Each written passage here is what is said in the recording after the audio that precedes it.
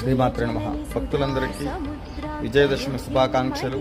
శ్రీ రాజశ్యామల సహిత దశమహావిద్య స్వర్ణ దేవాలయ నిర్మాణము 90 ఎకరాలలో నిర్మాణము చేయుటకు సంకల్పం చేసిన ఈ కార్యక్రమంలో ఆలయం అతి శీఘ్రంగా నిర్మాణము జరగడానికి సంకల్పం చేసినటువంటి శ్రావణ పౌర్ణమి నుండి మాఘ పౌర్ణమి వరకు నిర్వహిస్తున్న దీక్షా కార్యక్రమంలో భాగంగా ప్రస్తుతం శతచండీ యాగం నిర్వహిస్తూ ఉన్నాం.